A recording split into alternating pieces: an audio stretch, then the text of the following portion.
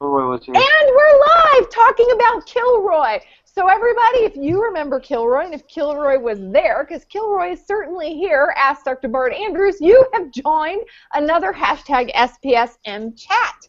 We are really excited today. We've been sort of bookending Coming Out Week, and we've really been talking about crisis services specifically for the LGBTQ community, and today we're going to talk about one of the solutions for one of the more at-risk communities.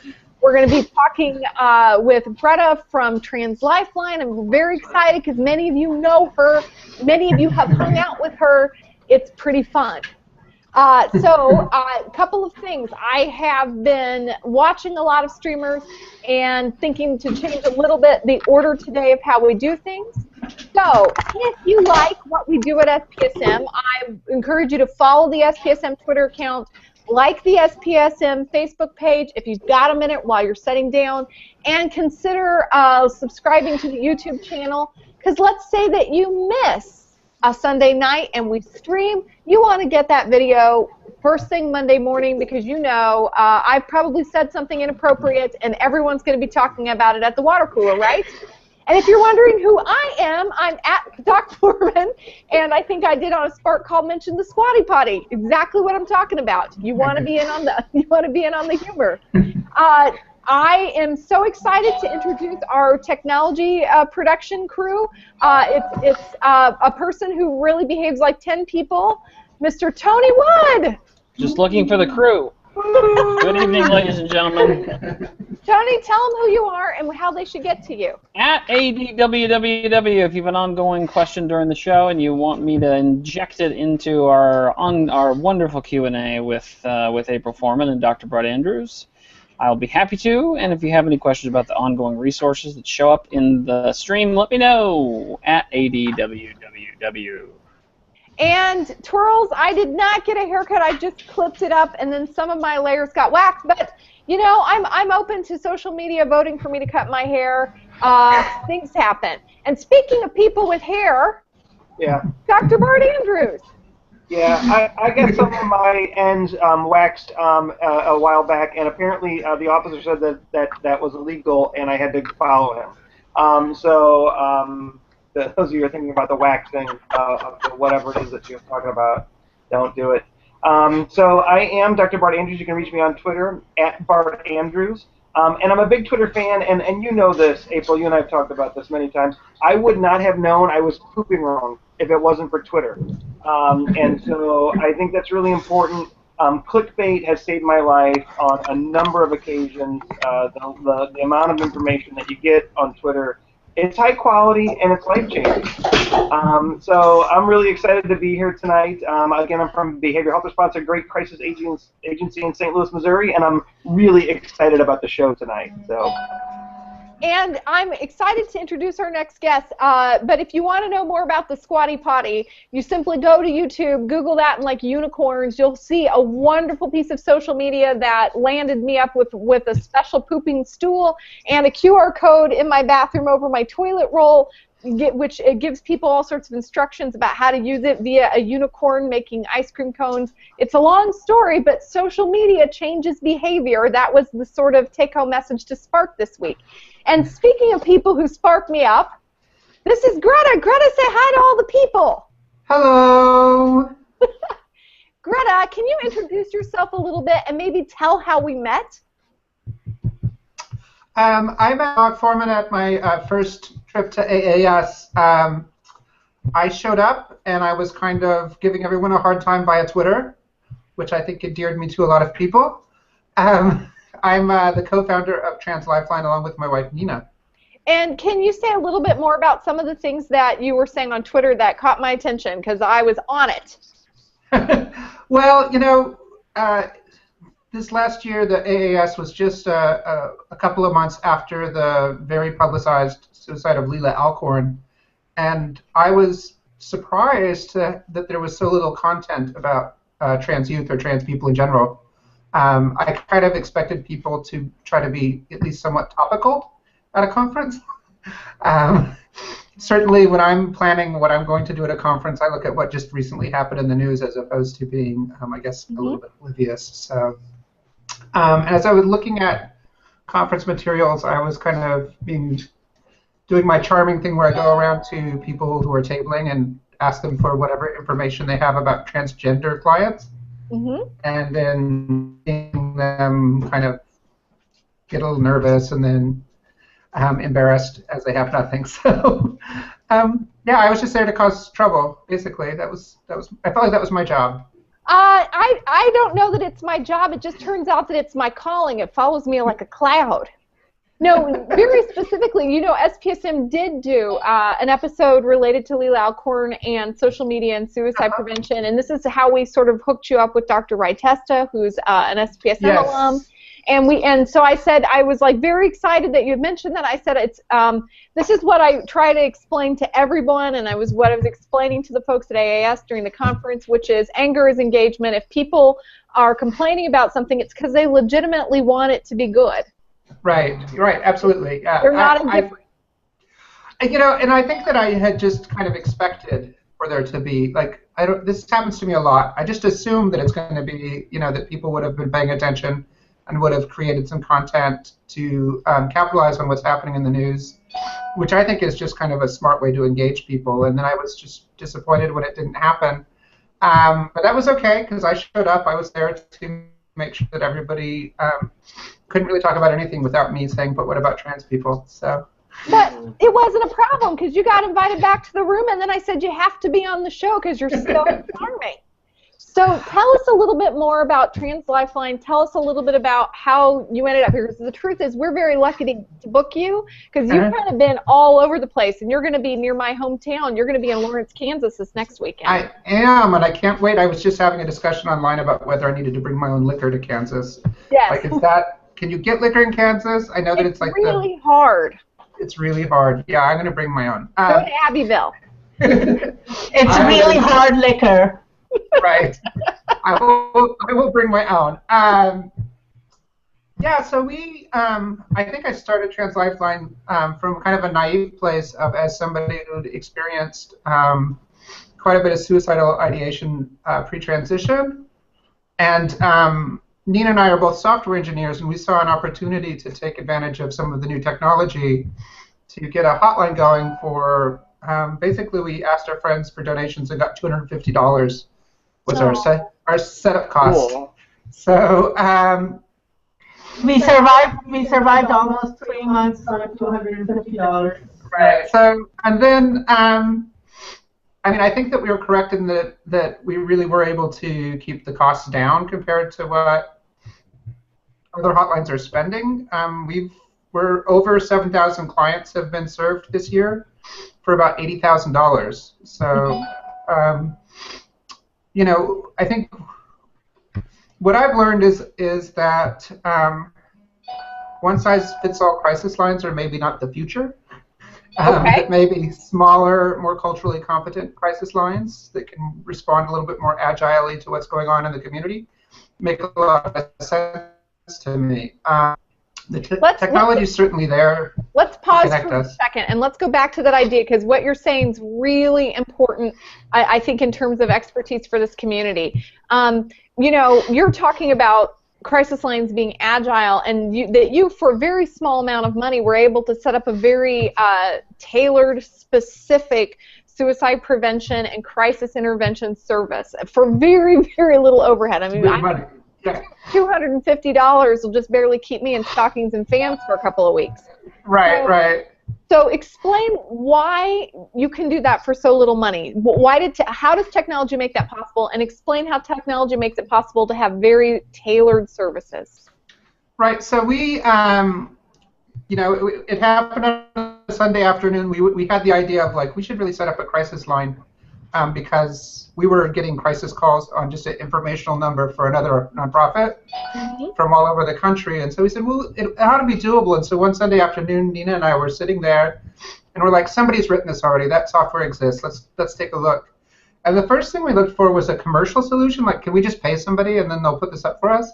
And there wasn't really anything like that. But we found an open source project, and the fellow who wrote it in 2011 is a guy named Chap Ambrose.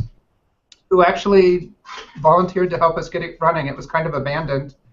It was originally written for computer programmers to provide support to each other online for if they had difficult programming problems they couldn't get through. So it's not the highest quality software, but it got us it's gotten us through so far. And you know, we saw the potential and we thought that it would work, but we weren't sure.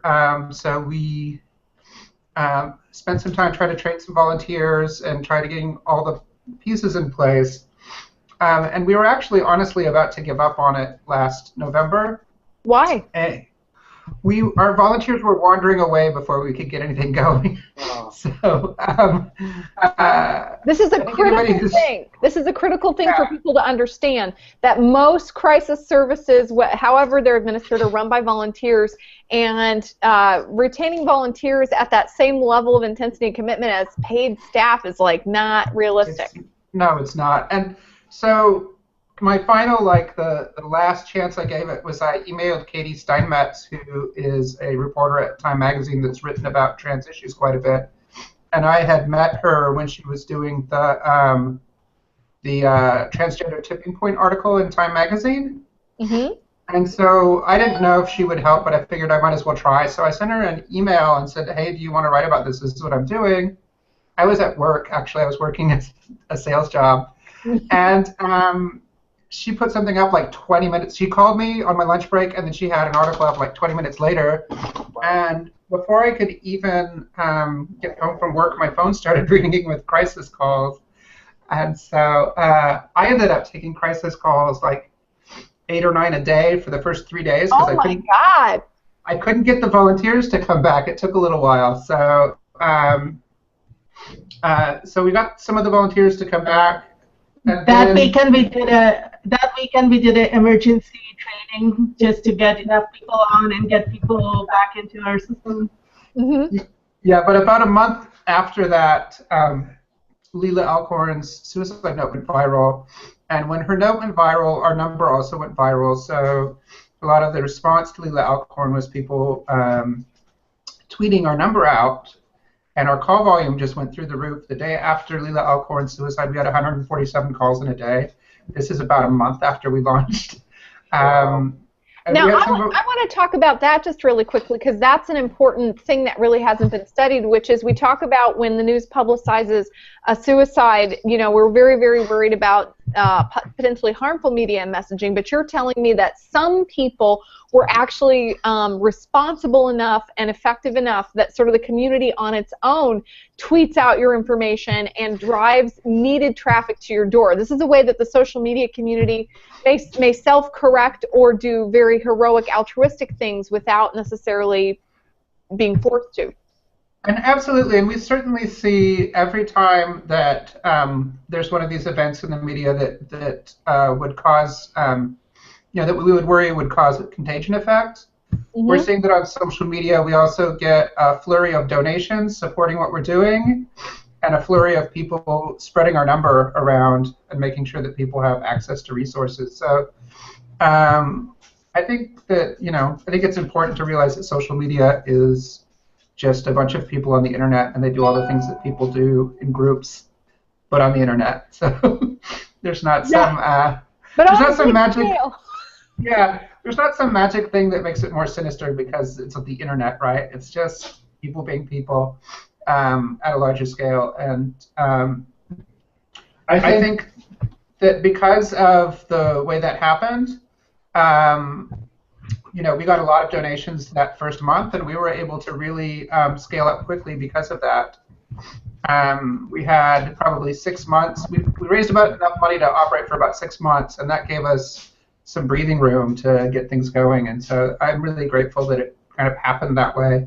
A month after that, we were at Creating Change, and almost everyone we met has seen our number on Tumblr. Yeah. So, Tom, go ahead. Go ahead. Uh-oh. You cut out there for a second. I was just gonna say, So one of the things that I think is a really good take-home message is that Trans Lifeline was, you know, a legitimate need that someone had the talent or skill and will to get going, that also happened to just be in place right when the community on social media became interested in using the service. And it was sort of that confluence of having something ready so that when it happened, and we talked a lot around this, around the death of Robin Williams, that, you know, we really weren't ready with what we wanted and needed for people to do that we thought was in the interest of public health when there might be a suicide. And we know that suicides happen, like, and we know that they are publicized.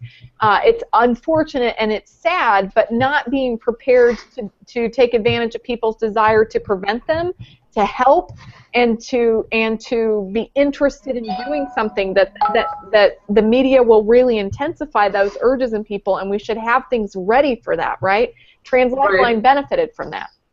Yeah, and I think that when there's a lot of conversation on social media, there's a lot of opportunity to do some education around appropriate messaging around suicide, and I think that's actually really effective. To you know, people are interested in talking about a topic, they're listening, you have their attention, it's a good time to you know, take an opportunity to change the perception of how they should behave in these instances. You know, with Leila Alcorn's suicide, there was kind of there was an outpouring of emotion from the community, but a lot of the stuff that was going around, the memes and the things that people were posting, you know, some of it was pretty worrisome, that it was glorifying that kind of death. And we've had trans community just had another suicide that where the person posted the note to social media and quoted Leila Alcorn and completed suicide in the same way. So it's important, I think, that we make sure that we're on top of the messaging when things like this are happening. Yeah, I mean, and you guys do that in a lot of ways. Talk a little bit more. I mean, we've been to your website, and you've also just recently trained like a slew, some ridiculous number of volunteers, and you're sort of working on amping up your structure. What is your plan for when there are deaths that are people who are from the transgender community and they've died by suicide? What do you do to be ready to take to be able to make the most good come out of that sad situation? Right. Usually we have a few days lead time. For whatever reason, it seems like I'm hearing about it 2 or 3 days before everybody else is hearing about it. I think it's just because people point me to it, so I'm seeing it early on. We mostly focus in those situations on staffing, making sure that everybody who is volunteering for the line knows, hey, look, we're going to have some heavier than normal volume coming up. Please be aware. And I think our volunteers spend a lot of time when something like this is happening to make sure that we see them all the time responding on social media to kind of bad news in the trans community by posting our number, like making sure that as the bad news is kind of spreading virally through the community, also the number is spreading through the community. Here's what you do if you find this triggering, if this is something that's causing you some difficulty. So occasionally it's our volunteers who actually give us the heads up, and that's where our lead time comes from. That didn't come through as clearly. Can you go ahead? There's something with that mic, Greta. Can you sort of... Sorry, we're in the same room. So what I was saying is occasionally it's our volunteers who ping us and give us that the lead time that Greta was talking about. And I think the trans community as such hears about deaths by suicide in the trans community way before anyone reports it. Mm-hmm. One of the things that's really specific to the trans community, and there are other communities that are really similar, is that they're highly networked. Social media is a medium that, in my experience with my patients who are transgender, they are well connected. Often, like if I have someone who's transgender and living in rural America, their support network is often all over the world, and they're very networked by social media, correct? Oh yeah, the trans community is probably the #1 user of the internet. Now there are some interesting actual things about trans people where they intersect. There are a lot of trans women that are computer programmers, and there are a lot of computer programmers that are the parents of autistic children, and I was just hearing that being transgender and being autistic are also correlated. So I find that fascinating. There's some biology going on in there, right? Yeah, there's some biology. We were actually just we've been talking about this book. I haven't had a chance to get into it. I actually just heard about it from the review, but it's from Nina will know the name. So the book is by Joan Roughgarden, and it's called Evolution's Rainbow. And she's a trans woman who's an evolutionary biologist who talks about diversity from a biological standpoint. And she talks about gender both in gender diversity in humans and also in other species. I'm actually just a little bit into her book right now, but it's super interesting, and she basically says that she talks about diversity being an evolutionary advantage, and she kind of projects that to gender diversity. I would highly recommend that book, although I am still like probably 10% of my way through the book right now. Can you tweet out the link? Or are you on Twitter? Yes, I am. Could you tweet out the link to that? Definitely. Bart, I was wondering if you'd chime in. The Crisis Center folks have a lot of questions about their training. They do, and just the thread is just blowing up. So this is just something that people are so interested in, and thank you both so much for being here. It's so important. I think since I work at a crisis line, and a lot of folks on the chat work at crisis lines, there's a lot of questions around training. So we'd love to hear more about volunteer training, and one of the questions that somebody had was, is it possible for you guys to do training for a fee even for other crisis centers that want to become more informed and provide better services to people who are trans? Because I think that we try to do a good job, but we need to be better at it.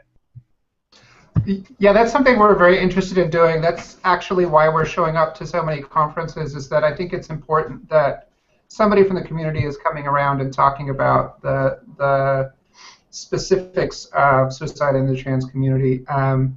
Recently, we've been integrating some of Dr. Testa's research into what we're doing here, and we've been super excited about it.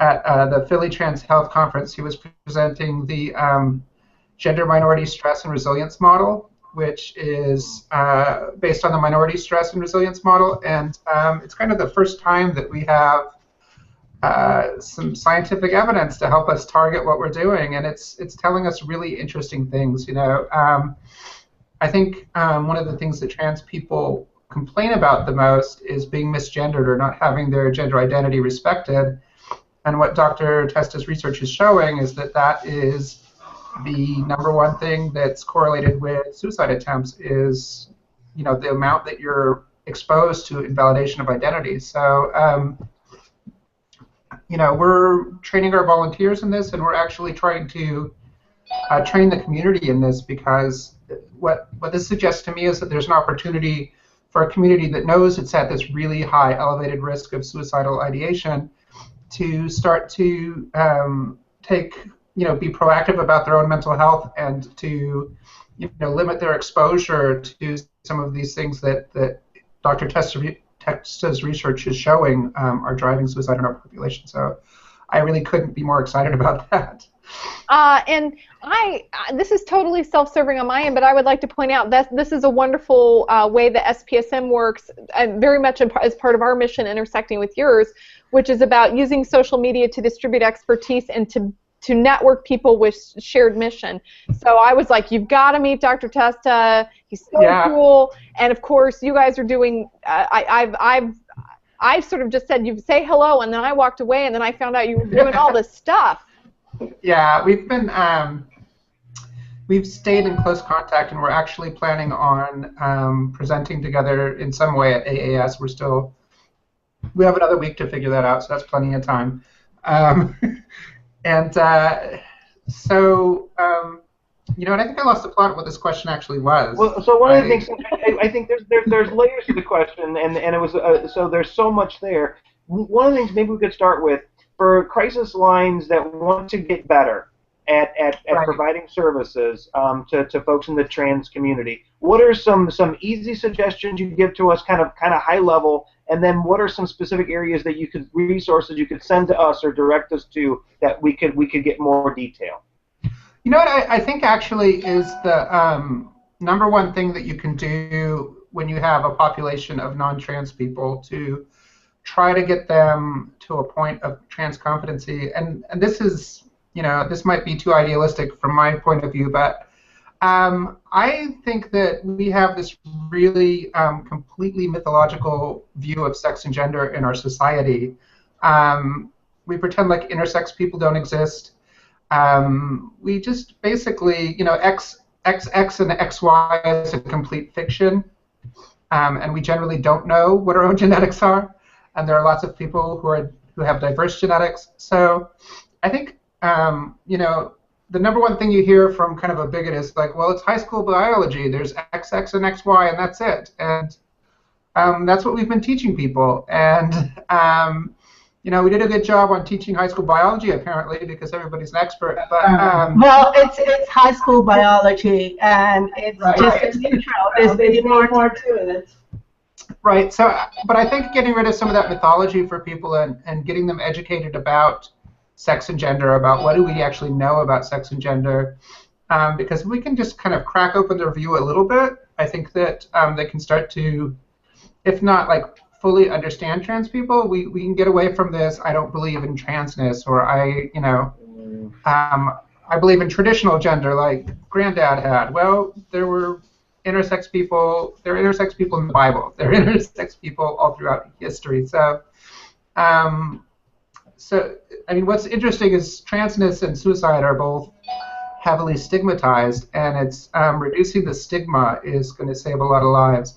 And so I think there's been a lot of effort to do trans competency, and where it's just like, transgender means this, and they don't really give the audience much credit. And I think that we need to expect more of people and expect them to be able to take kind of a more adult view of it and teach them a little science and get them on board with how this all works.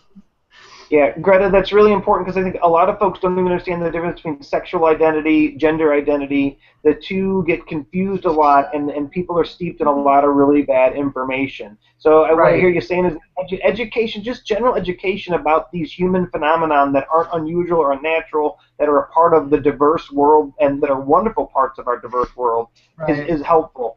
What are things that crisis lines should not do? What are some don'ts? Because crisis lines all over the country. No, I'm serious about it. I'm always wanting more do's and don'ts, but yeah, there are lots of don'ts. Probably right to ask. I want to hear some. I want to hear some don'ts. What are some don'ts for us? I'm pushing the envelope, Foreman. Okay, so from the don't side, what I would say is that if you're talking to a transgender caller, the baseline for kind of the amount of stress that a trans person is going to go through versus the other callers that you're taking, it's a very different baseline. And some of the complaints we're hearing from trans clients is that when they call hotlines, that they automatically trigger the, their stress level is so high, which they might be doing pretty well for a trans person, but they trigger your risk assessment, and then they've got first responders showing up at their door, and if you're in a rural area, it could be the sheriff, it could be the police. And I don't think police like going on crisis calls, and the trans community will tell you that police also aren't super thrilled about trans people. So we're taking somebody who is maybe in a moderate crisis and increasing that crisis. And so I think that when you're dealing with trans people, you have to be aware that if they do go on a 72-hour hold, it's very unlikely that the staff at that psychiatric facility will be competent to care for trans people. Yep. They might be housed in the wrong gendered area. They might have. We were at the Missouri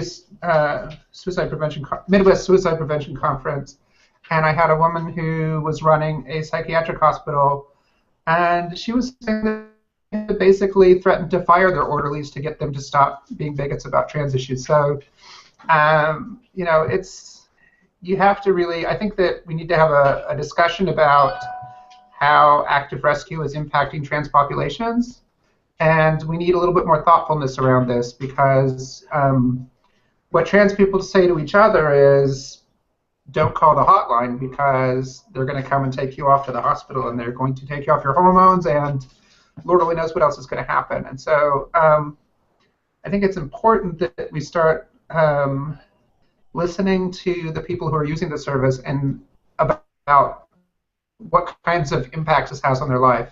You got, Greta, this is so important. What you're talking about, and I think one of the things that's key here, it's one of the reasons that I don't like the word stigma, is that you're talking about civil rights, and you're talking about prejudice and discrimination, how real they are and how impactful they are. And one of the things that I run into in the mental health system is that folks don't recognize that these attitudes and behaviors that we have are not only damaging, they're illegal, right? Right. And so yeah, absolutely. And so we're talking about real civil rights issues, and those civil rights issues impact people's ability to recover. And you have really hit home that what trans persons are experiencing on a daily basis is significant prejudice and discrimination, and that prejudice and discrimination is actually making their situation worse, right? When they reach out for help, when we need them to have the most support, they're running into barriers that are steeped in prejudice and discrimination that are making the situation worse. Right, and I think it's, I mean, in a lot of places, if you're a trans person in some areas, there is no safe place. Yep. You know, the safe place is at home. And so we just need to have a more nuanced view of how we do this. I think that we're making some progress in this. We did a survey. It's not peer-reviewed. It's just a survey, monkey survey that we threw out. But we got about 800 trans people to respond. What? 714. What? 714 trans people responded. That's what I call a fucking sample size. Yeah, we have some pull, baby. Trans Liveline's got the pull. And so that's ridiculous. Do you know how many people, like in their PhD program, working on their little thing, are like, I got 60 people. That's ridiculous. Anyway, go ahead. Well, let's make this a little commercial. If you want to reach lots of trans people with your study, contact us. We're willing to talk. But our survey was about, we made some assumptions when we opened the line, and they were based on my personal experiences with calling crisis lines. And so we just wanted to validate our assumptions with the community and ask them what they thought. And so the things that we found out is about 20% of our community won't call at all if they think they don't have control over whether the authorities are called. And I don't have data to back this assertion up, but I would guess that those are our most vulnerable people in our community, is the people that are the most afraid of interacting with the authorities. So maybe, you know, people that are also trans and also undocumented immigrants, or trans and you know, addicted to drugs, or trans and doing survival sex work. Those people definitely don't want to interact with providers. And we did a survey to find out how people felt about different healthcare providers, and nurses fared the best. So it wasn't just healthcare providers, it was also first responders, but nurses fared the best. We had cops bringing up the rear, way in the back. But, you know, kind of the best anyone did was neither comfortable nor uncomfortable was the highest rating that anybody gave. Can I add to that, Greta? Yeah, 1 second. Let me. Sure. There you go. So we basically asked them to rate on a scale from 1 to 5, 1 being you're extremely uncomfortable interacting with that group of people, 5 being you're super comfortable. And so we did nurses, we did police, we did firefighters, doctors, paramedics, and on average, police scored 1.2, and 1 being our population really doesn't want to interact with them. And nurses who scored the highest scored 2.3, which is still below the 3. 3 is basically, you know, I'm ambivalent about this. So our population was uncomfortable across the board, with nurses being the people they were least uncomfortable with. And is it okay if I I'm not transgender, but if I could chime in as someone who has provided suicide prevention services to people who are transgendered in a couple of really tough locations. Is that okay? Sure. Yeah, absolutely. Sure. My experience with my patients who are transgender versus my other patients who are at high risk of suicide, who are having to access community crisis services, is there are lots of people who say, I'm really afraid they're going to drag me off to the hospital and I'm going to get mistreated, and sometimes those fears are legitimate, sometimes maybe they're a little bit less rational. In fact, we've, and I've seen crisis services in many parishes, many counties, and I sort of really know there's variance.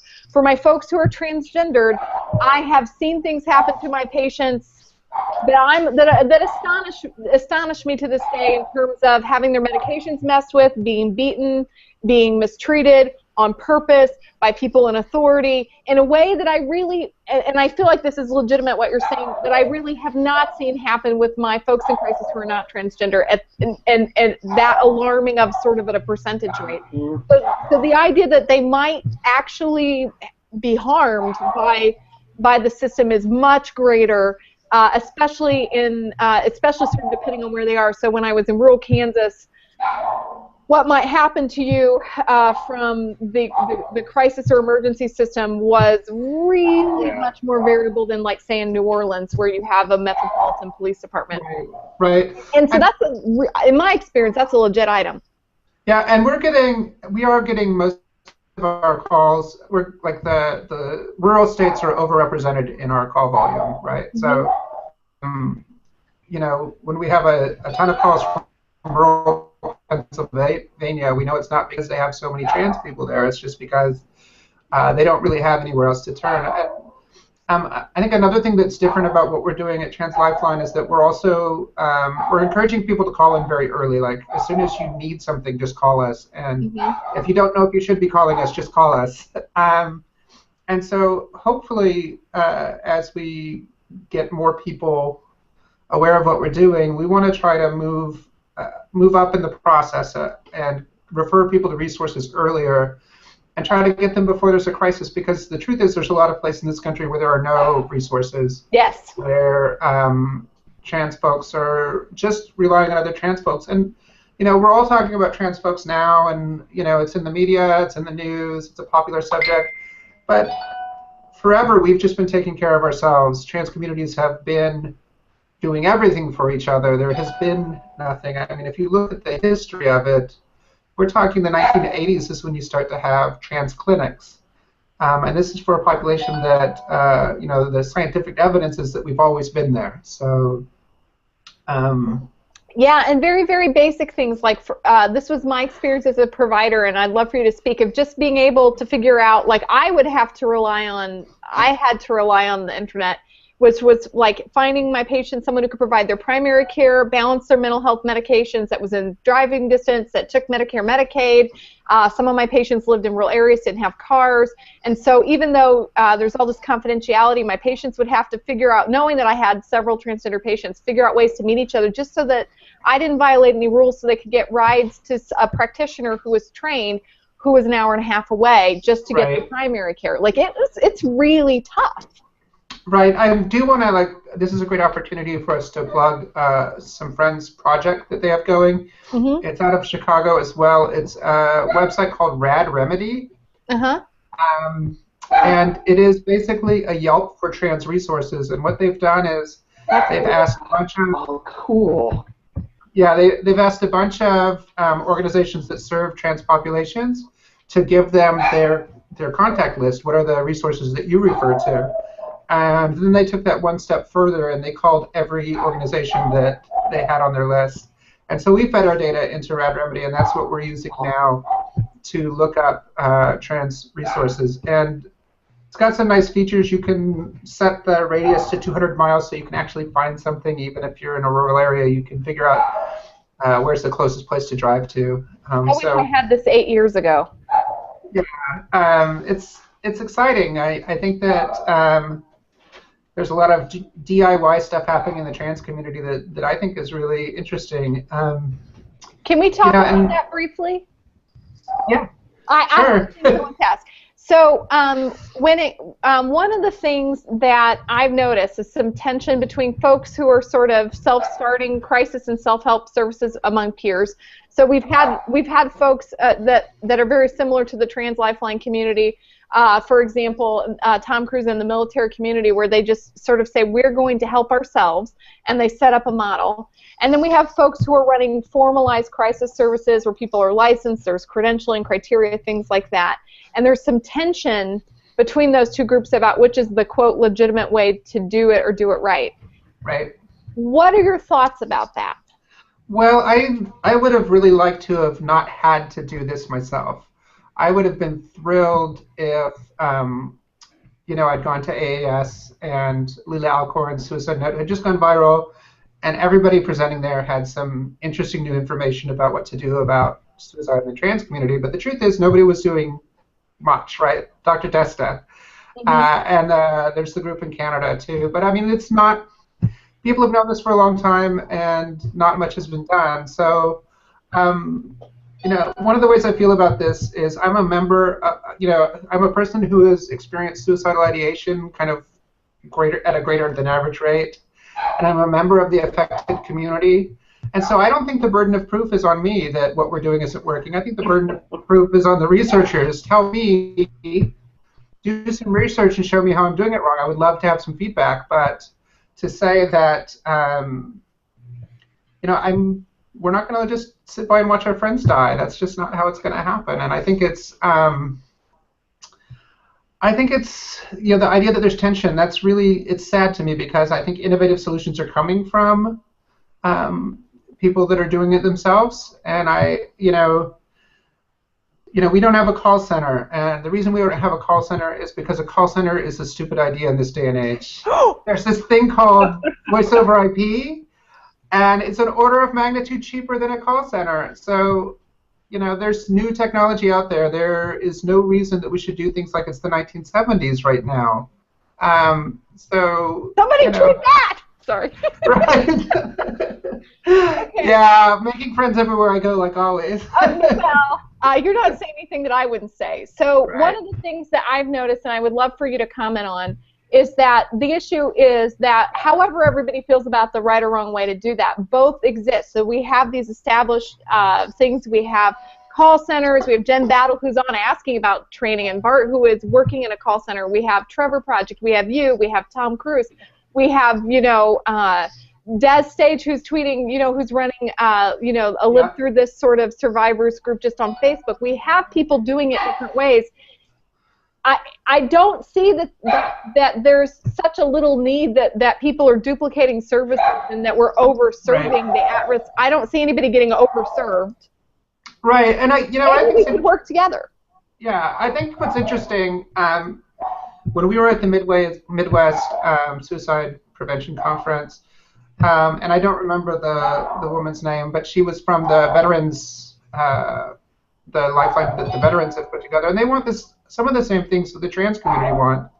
They want a veteran wants to talk to another veteran, and I'm actually a veteran, so I understand it.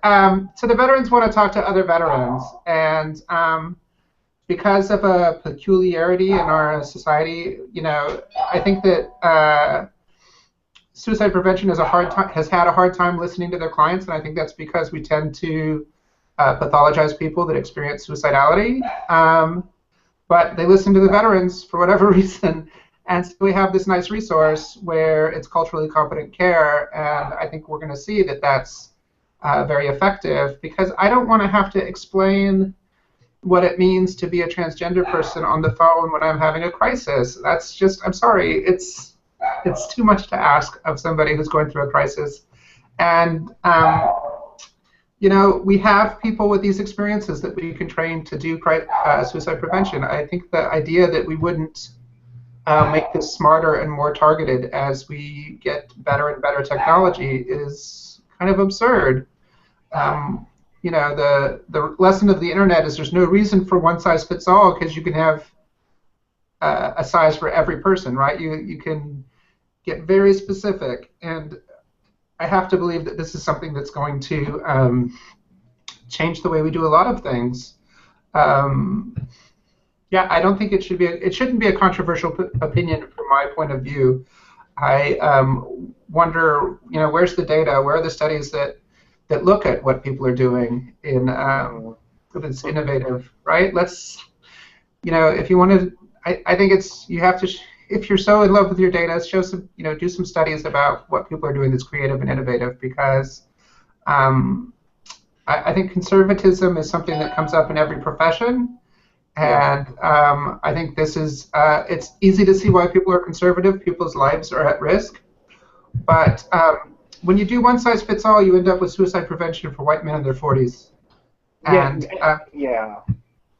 Greta, you're speaking to our heart. I think so what you're saying, we've been talking about this. What you're saying hits home. The mental health community likes to view itself as very progressive, right? There's this element that they want to see themselves as very progressive, but they are in fact extremely conservative about change. They're not innovative, and they're risk adverse. And what that means is that things that are innovative or new, their first reaction is, oh, we don't know this works, so let's not do it, or it could be harmful, let's not do it. What I find fascinating about that is there's all kinds of things going on that are really harmful, that are accepted practice, that aren't even getting challenged, or at least not challenged in important ways, right? And we need voices like yours. It's because what you're talking about, it's about being client-centered. Everybody talks about recovery and client-centered. Everybody says those words, but when someone like you steps forward and says, this is it, this is what we need to do, then all of a sudden people lose their shit because they don't really know what it means to be client-centered, right? So I got to watch the conference, the Suicide Summit recently, and Tom Insel, who's somebody I really like, made a comment about peers not being maybe that important, and we don't have cancer patients, people who have cancer, we don't have to have people that are cancer survivors working with them all the time, right? And it was such a huge miss. It was a huge miss, because peers are the future, and services like you're providing and creating are the future for us, and I want to applaud you for that. It's amazing. Thank you. I couldn't agree with you more. I think that there's a tendency to kind of protect your turf, right? And I do think that it's worthwhile that there's some questioning, but I think that if you're going to do questioning, let's have this be in earnest and not simply, I'm questioning this because I don't have to deal with it. I'm actually going to direct us exactly to that spot. Right. So you know me, DBT training, so I'm all about the word E for effective. So if there's not a right or wrong way to do it, it either works and you say, well, hell, it worked, or it doesn't work, and then you go, well, I understand that looked great on paper and it didn't work. So, and when suicide's still the 10th leading cause of death, we're really not moving the needle. So we really, it's okay if we assume we haven't cracked the code. It's not that radical. But you've actually had some results, and I want to talk about, how you've had a little bit of recognition this year. I have had a little bit of recognition this year. And you aren't bringing this up, but we're skating into the last few minutes, and there's a promotional piece to SPSM where I want you to let people know some of the things that you've been recognized for, because you are getting recognized because this seems to be working. So tell us how you've been recognized. I think the one that meant the most to me was the Trans 100, which is every year they publish the list of 100 trans activists that matter that year who are doing important work, and to be inducted into that group, some people I really admire are part of that. So the community recognized me actually means way more than anybody else. Okay. We have done, I've done NPR, Morning All Things Considered, and we were just in Al Jazeera, and they photographed us on a roof, which was super fun because we love to take pictures. Yeah, you a little bit. Yeah. So. Wasn't there a picture with you and Miley Cyrus floating around? Oh yeah, we were on stage at the VMAs with Miley Cyrus, which was super fun. It was just another day in the office. Just another day at the office. She's fantastic. She's actually just a really warm, genuine person, which I was not expecting at all. I didn't know what to expect at all. The last thing I kind of heard about Miley Cyrus was Hannah Montana, and so I had to go back, and I didn't want to be. I was probably 20 years older than everybody else they'd invited to come hang out with Miley, and so I didn't want to be the old person who didn't know about pop culture. So bought a record and listened to it, and then started kind of going. Record and then listen to it. I mean, you did just hear yourself say that. Yeah, I bought a wax recording. It was actually a wax cylinder, and I put it into my gramophone and put on some tea and enjoyed that. I just gave Zing shit about talking about things being in the newspaper a couple weeks ago, so it's just what we all do. It's pretty much like the Flintstones over here. You know, our newspapers are made out of stone, and there's a little bird that chips the words into it. This is our last few minutes before we go into final thoughts. You've gotten lots of recognition, but what do you think the future is? We talk about innovation, and you've mentioned this a little bit. If we were going to be effective at preventing suicide using technology and social media, what's the future? What do you think's coming?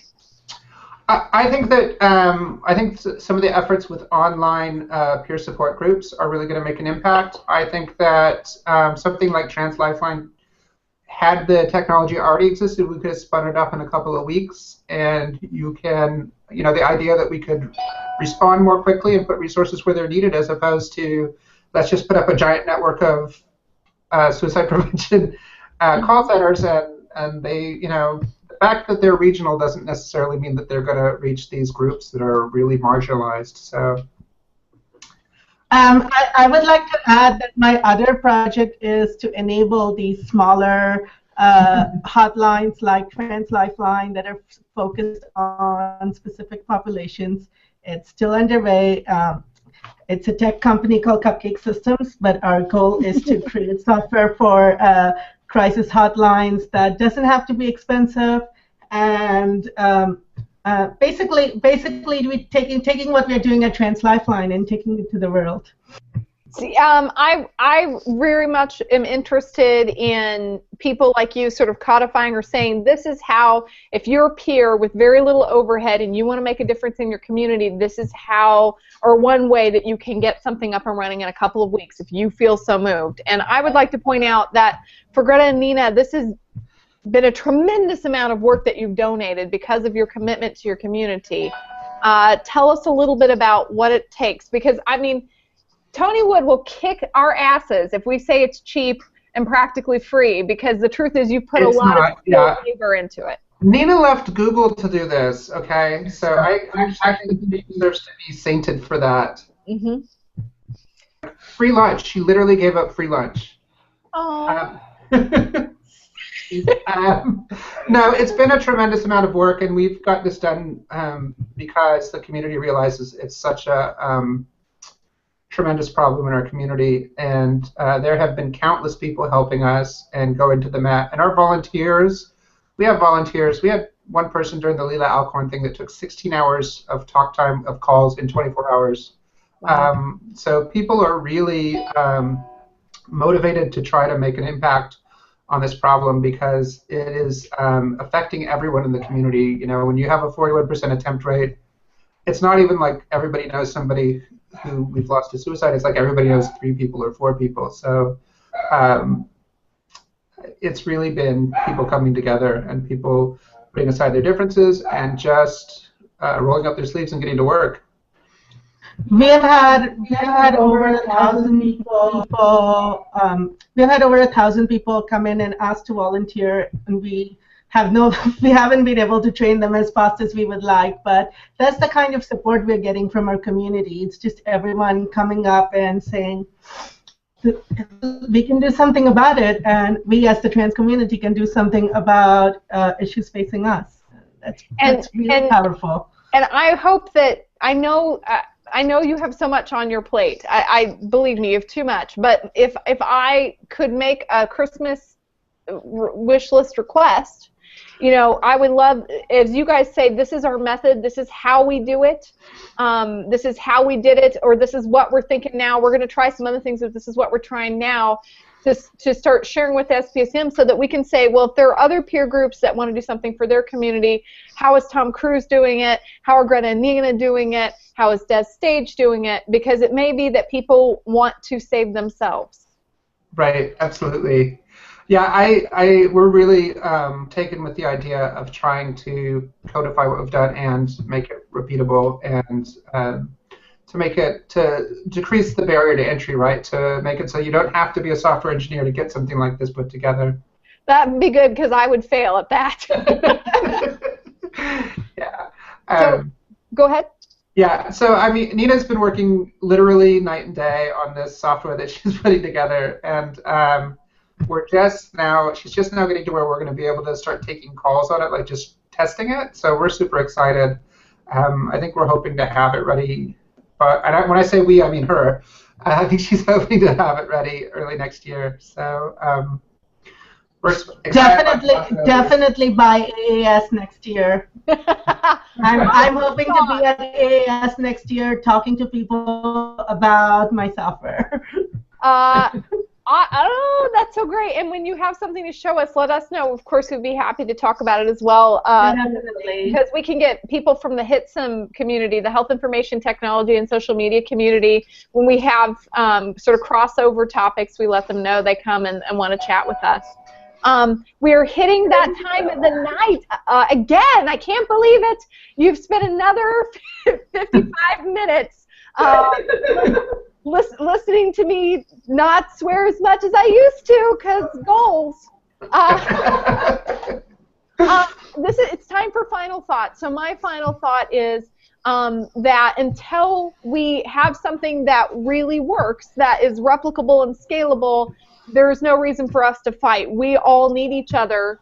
We are trying to save lives. We're all working for the same goal. So it makes sense to come to the table and listen. It makes sense to talk to folks like the transgender community who have such a high risk of suicide attempt and death. When they do something that works for themselves and they're able to do it for such little overhead, it makes sense to ask them how it worked. It makes sense for them to be at the table. And Nina and Greta, I'm so glad that you're here. Bart, final thoughts for you. Final thoughts, Nina and Greta. I am so proud, so impressed to be able to talk to you and hear about the wonderful things that you're doing. You're saving lives, and you're filling a need that is so important, and you're setting the bar really high. And what you're doing, please keep doing it. We value it. We value you. And I just can't. I'm just gushing with affection and respect for what you guys are doing. So thank you very much. Thank you. Nina, final thoughts. My final thought is, as the suicide prevention community, our goal should be that the suicide prevention community stops existing eventually. And the way to do that is to work with each other, to learn from each other, and make that happen. And Greta, take us out. Well, I would like to say that we would love to come train you and your facility about how to be trans competent and to try to move the needle. I think it would be great if everybody was trans competent and we could have people getting care everywhere, not just here. So call me, we're ready. Call me, we're ready. Also, if anyone needs data about trans people, call me or Greta, and we will help you get the data you need for any studies about trans people and crisis intervention, suicidality. Just let us know. I think a sub-final thought is social media may be the way that we start to get data about suicide that we never were able to get before, because this is really encouraging. You guys, it's been another hour. Thank you for joining SPSM. Remember that you can follow at SPSM Chat on Twitter. You can go to our Facebook page. It's where we keep you up to date on activities that we're doing and other activities in the suicide prevention community that might be of interest to you. Go to translifeline.org. They've been tweeting out links to the GoFundMe page. Do go look at that, because they're coming up with a way to both build a suicide prevention effort and then sustainably fund it, and Bart knows how tricky that is, right? How tricky is that, Bart? Sustainability is a challenge. But we're so glad that you're with us. Can't wait. Next week we're going to have a lot of members from our community. We're going to be talking about the S word with Lisa Klein. And we're getting into that Halloween time of year, so please do tweet out pictures of you in your pirate hats and your SPSM regalia, and everybody have a great week. Take care. And nice job, Laurel Ann, running the account. Great moderating. Twirls and swirls, you rock! Sean took a break and Twirl stepped up and she totally rocked it. That's right. Everybody take care. Bye-bye. Night, guys.